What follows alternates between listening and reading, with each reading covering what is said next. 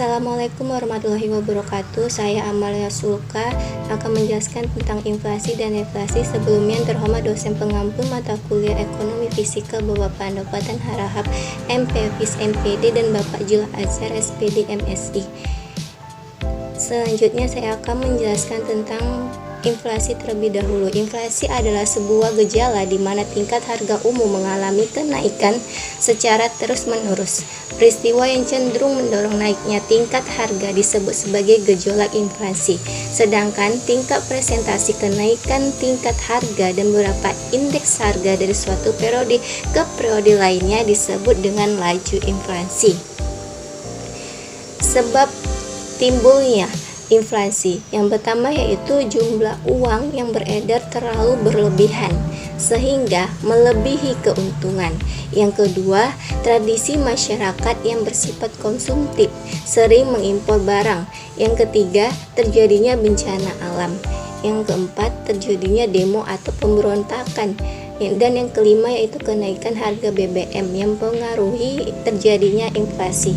Selanjutnya, cara mengatasi inflasi. Yang pertama, kebijakan moneter adalah tindakan yang dilakukan oleh bank sentral untuk mempengaruhi uang yang beredar dari kredit. Yang kedua, kebijakan fiskal adalah kebijakan yang menyangkut pengaturan pengeluaran pemerintahan serta perpajakan yang secara langsung dapat mempengaruhi permintaan total dan mempengaruhi harga. Yang ketiga, kebijakan non-moneter dapat ditempuh melalui cara berikut. Yang pertama yaitu kebijakan upah, kebijakan yang berkaitan dengan hasil produksi, kebijakan penentuan harga dan indeksi.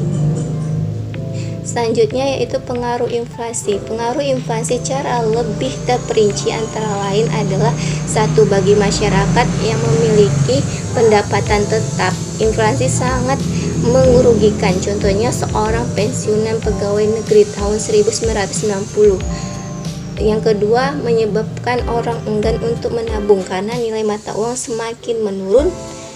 Yang ketiga, bagi orang yang meminjam uang dari bank atau debitur, inflasi menguntungkan karena pada saat pembayaran utang kepada kreditur nilai uang lebih rendah dibandingkan pada saat meminjamnya. Selanjutnya yaitu deflasi. Deflasi adalah suatu periode di mana harga-harga secara umum jatuh dan nilai uang bertambah. Deflasi merupakan kebalikan dari inflasi. Jika inflasi terjadi akibat banyaknya jumlah uang yang beredar di masyarakat, maka deflasi terjadi karena kurangnya jumlah uang yang beredar di masyarakat.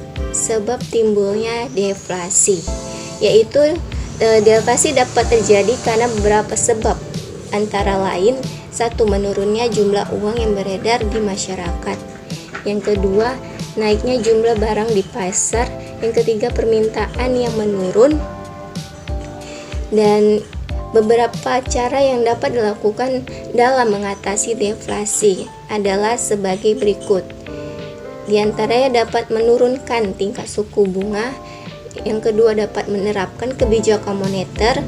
Yang ketiga, dapat menerapkan kebijakan fiskal. Dan keempat, dapat menerapkan kebijakan non-moneter. Selanjutnya, pengaruh deflasi antara lain yaitu penurunan persediaan uang, memperlambat aktivitas ekonomi.